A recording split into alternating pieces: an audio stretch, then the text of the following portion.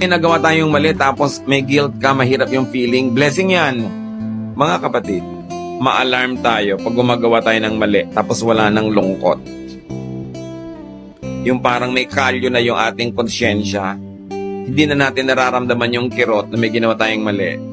Sinagot mo yung nanay mo tapos you don't even feel bad. Inaway mo yung asawa mo, ininsulto mo tapos you don't even feel bad.